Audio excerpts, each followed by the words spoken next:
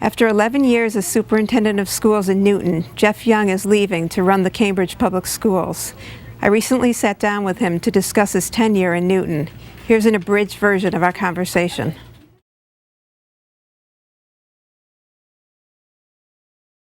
I feel happy. I feel at peace, and feel like we've done some really good things in the schools.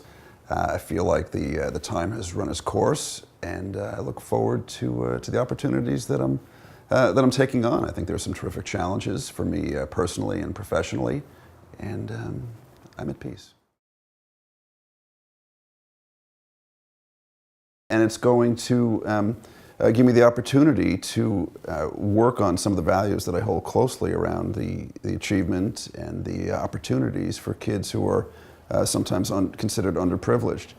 The composition of the student population in Cambridge is significantly different from Newton, and so a lot of what I've done in Newton is not going to be easily transferable. I'm going to have to learn, I'm going to have to work, I'm going to have to figure out exactly what to do. If there are certain best practices that I can take here over there, I think that will be great to try to adapt them.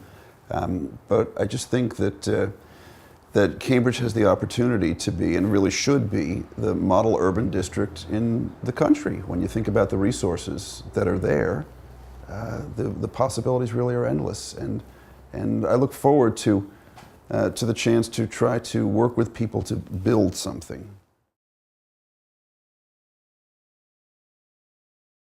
Yes, it was complicated, and it played out in a number of different ways.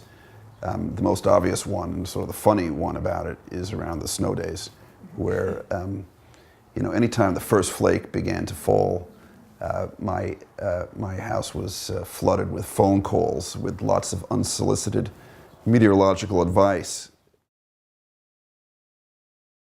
Sorry for me. There was one moment, I'm going to say this is going back about 6, 7, 8 years ago, where my son and I were home one night, and we were just kind of flipping through the channels trying to find like a baseball game or something to watch on the TV. Going through the channels, we came across one of the Newton cable channels where there was a show, like a talk show. And just in the instant that we were kind of scanning across the channels, one of the guests said my name. So we heard my name spoken as we were scanning across. And, okay, well, let's just wait and see what they're saying about me. And this person on this show was, just going on about whatever, and sort of culminated the remarks by saying, that Jeff Young, he's a pedophile. He should be thrown out of here. And so at the time, John said, well, he said, well, what's a pedophile? And I explained.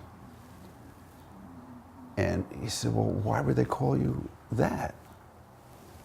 And I tried to explain, a little bit about what the politics was about.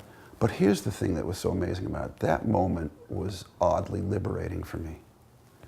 Because at that point, I thought, what else can they say about me? There's nothing left. What I loved about the job was the chance to have broad influence on education, and to be able to see how the values and the energy and the intelligence and the heart of people in Newton was able to be channeled into something that I think is really a terrific school system. So I think that in building this standards-based curriculum over the last decade, we've made tremendous progress in having a more coherent and articulated program that the kids are really benefiting from. Yeah, I'm not sure about regrets. I've certainly had my share of mistakes, and I think some of the personnel appointments that I made didn't work out exactly as I hoped they would. I can remember one year, maybe 3 or 4 years ago, when we did the budget, and the school committee got very actively engaged in changing it around. I think that was just not a good time for me for other reasons, and I don't think I responded very well in that setting and to those sets of challenges that the committee made. And I think, in fact, they were probably right about the challenges they issued to me.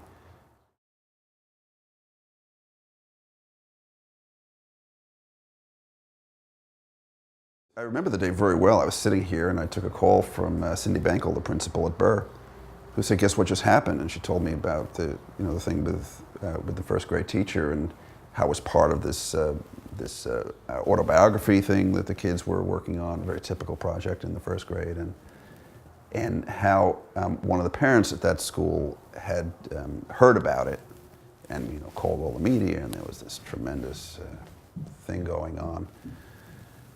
And I remember hanging up the phone and thinking, okay, I haven't dealt with this one before. They never told me about this one in graduate school. But the questions that came from the media that day, with the microphones thrust in my face, all these kind of lights and whatnot, were, well, what are you going to do about it? What are you going to do about this thing that happened at the school?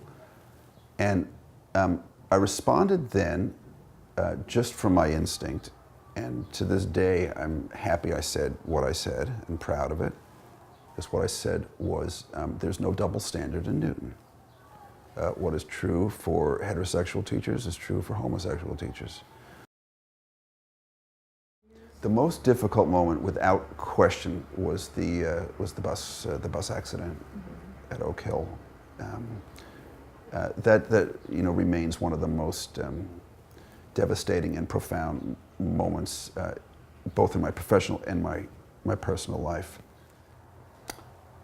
You wake up in the morning, you send your kids on a field trip, and you expect to see them in the evening. And I can recall thinking how close it was to me, and how terrified I was at the possibility that sort of thing can happen to my child.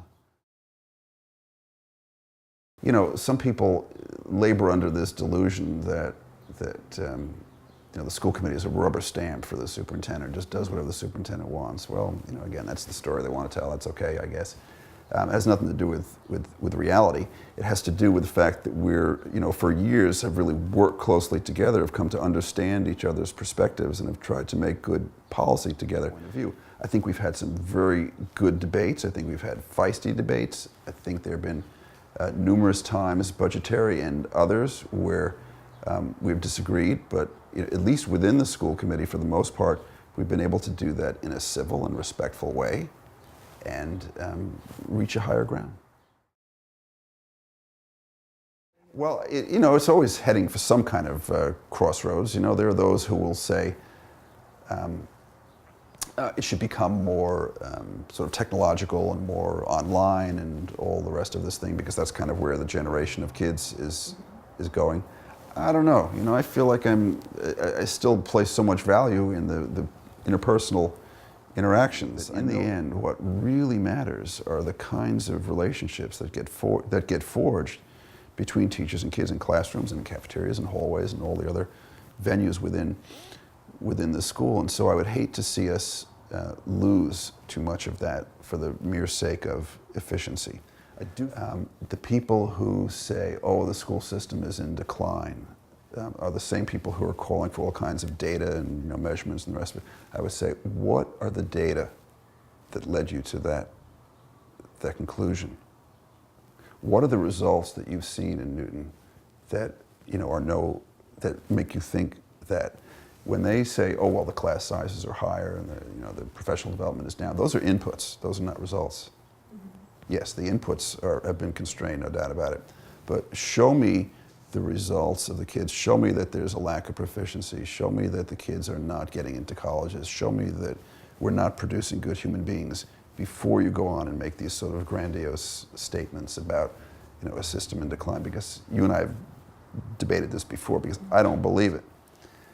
So some will say, well, we can just replace those people with online and computers and whatnot. To those folks I say, you should be the first ones to sign your kids up for those classes.